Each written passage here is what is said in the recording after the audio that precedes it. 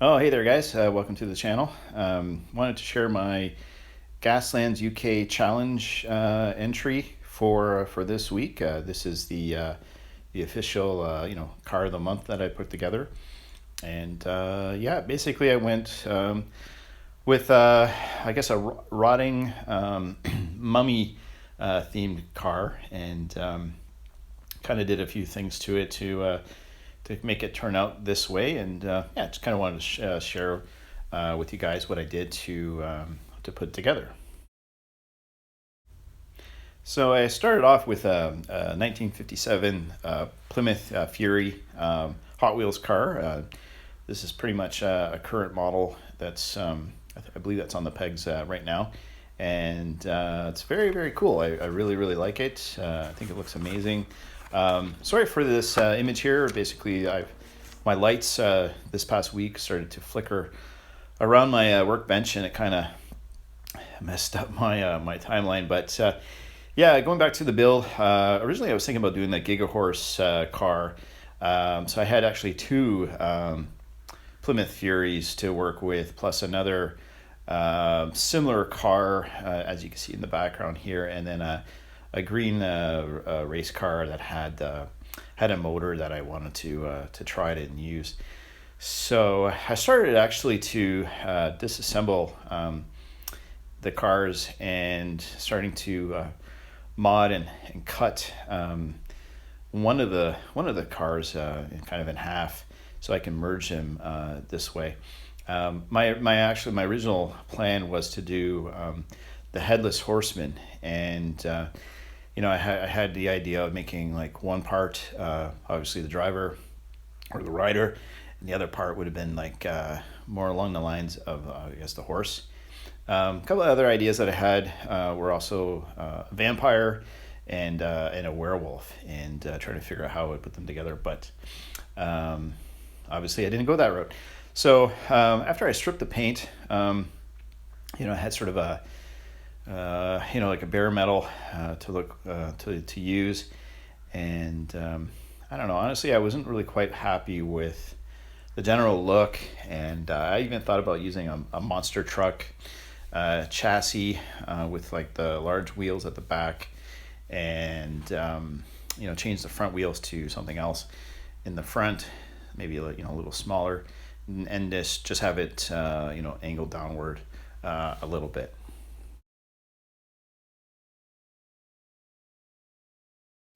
So what I decided to do also was kind of mod well, I wanted to put this motor in it, and to do that I used my drill bit to start slowly making a hole on the hood of the car, and managed to try to fit this new engine in there.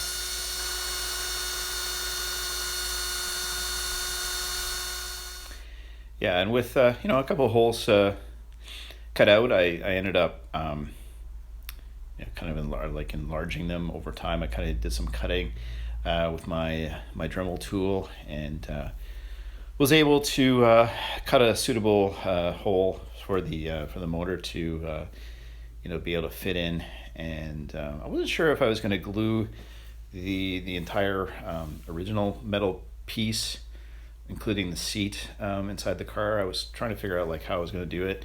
I kind of preferred using the car's original interior, and but yeah, just kind of filing down like the opening for the motor was sort of like the first place to start, just to make sure it was going to fit okay.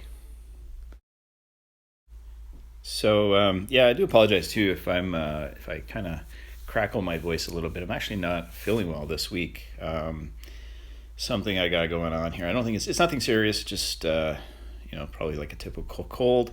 So I've had a bit of a tickle, I guess like a sore throat. Anyways, just to kind of tell you what I'm working on here. I guess a few weeks ago I came out with like this car where I used toilet paper to create some skin effect, and this time I was actually trying to use some napkin on it. And what I ended up finding was, at least with this brand, I don't know, it could have been just the brand itself, that I was using. I do apologize that you can't see everything, but it actually kind of dried, a little bit on the transparent side. So I did go back and layer on some toilet paper, and as you can see, as it's still kind of drying, it's a little bit more on the white side. So then after that, I did 2 quick coats of paint, actually not even drying in between. I primered it all in white, and then I kind of sprayed on some red paint that actually my paint can for red was having some issues, and so I kind of did a light, almost like pink color on it, and then I after everything dried, I used this brown wash to really kind of go in to the nooks and crannies of all the skin and all the I'm calling it skin, but I guess it's really what it is. All the napkin and the the toilet paper that I use. And because when it was drying, I kind of pushed it around with my fingers and just kind of made like a lot of little ripples and just areas that I knew like once it dried, and then I got to this step with the wash, it was going to create this like really cool, a lot of like really crusty areas where in dark, parts of the model. And after I let it dry for like a little bit, not a very long time, completely honest. Actually, I probably don't even think I really let it dry. I used red wash that I had as well. So I kind of mixed them together and really brought out the redness in the car, being like kind of really like bloody old flesh, like with no skin on it anymore. So really kind of like muscle tissue almost. But as you can see, it's if you let in certain areas, if you let the wash kind of sit into all the cracks and everything like that, it turns out really cool. I kind of it's kind of wet right now. I wish I had some varnish from Games Workshop, but unfortunately the store was closed this week, so I couldn't do that.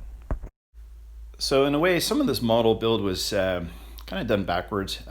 Sometimes, like normally, I would put gravel, on the car before I did a lot of base painting. But in this case, I actually put it on after I already started painting the flesh. And the stone or the rock actually originally was going to be really dirt and stone for when the model was like the mummy was going to come out of the ground. I was going to really do a base diorama for it as well, where it kind of came out of the ground. But then I was thinking, I kind of want to simplify this build, kind of stick to the plan of just doing like one small car as opposed to some of the larger ones that I've been doing lately. So I was just trying to make it a little easier. And so instead of the rock being rock, I ended up making it into more like scabs and boils and just some cruddy looking extra effect on the body itself.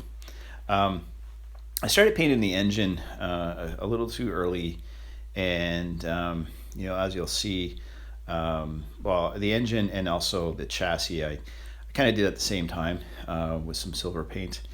And because at first I wasn't really sure like how to mount the motor on the inside, so I was thinking like, okay, I'll paint the motor, let it dry, and what ended up happening was I kind of messed around with it a little too much, and the paint started coming off on my fingers, and I also had to trim it down with my Dremel. So in the end, I ended up having to repaint the motor itself. So for the wrappings, originally I used some cheesecloth. I was cutting some cheesecloth into like small, narrow strips, and I was just making an awful mess. So I had an old, basically an old T-shirt, and I decided to cut the strips off and use the old school, kind of like the tea bag coffee method that I used to use in like when you're kids and you're in school and you're trying to, age paper, make like an old wanted poster or something like that. I just quite simply put the I ruined some perfectly good Tim Hortons coffee, but I put my strips of T-shirt in a cup of coffee and stained them that way.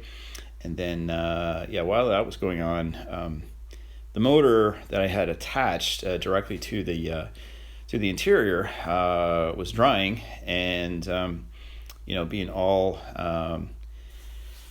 repainted, it looked pretty cool. And then actually with the red paint can I was using, it created this like bloody, blood spatter interior.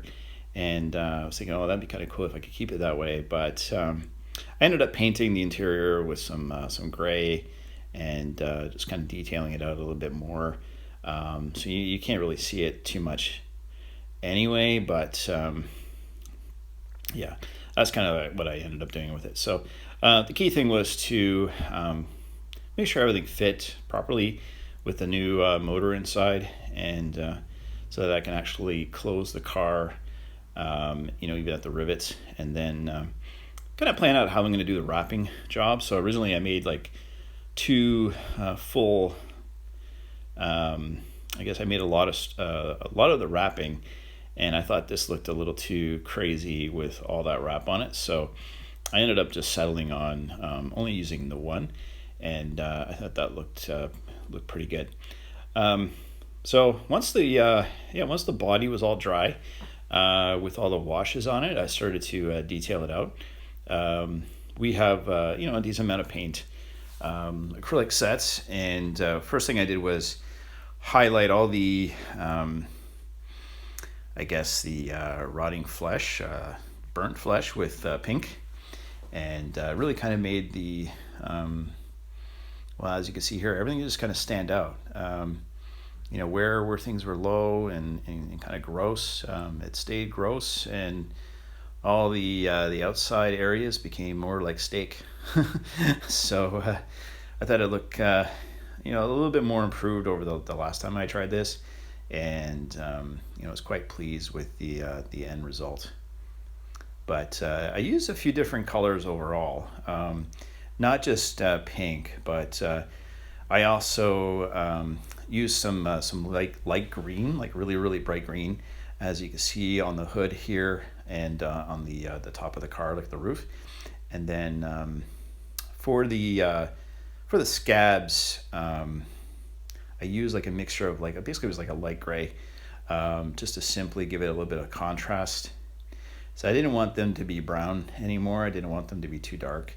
So I really wanted them to look kind of pussy as much as I could. So I just kind of simply used this light color over the rocks. And as you can see, there's a bit of like a teal green in the background there mixed beside the gray. I used that in a few areas on the car, like the bottom. As you can see there by my thumb, there's a little bit of blue there. And it was supposed to just make it look like the flesh was rotting and no longer really alive. So it was starting to die, and I thought it looked pretty cool. So for the wrapping, I went back to the old dollar store makeup detailing, and as I was doing that, I managed to get a big chunk of gray paint on my finger.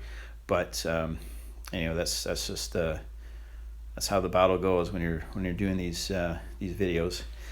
And at the end, it's how it kind of turned out. So the wrapping, I made it look kind of aged just with makeup alone. And here's the final result. I wrapped.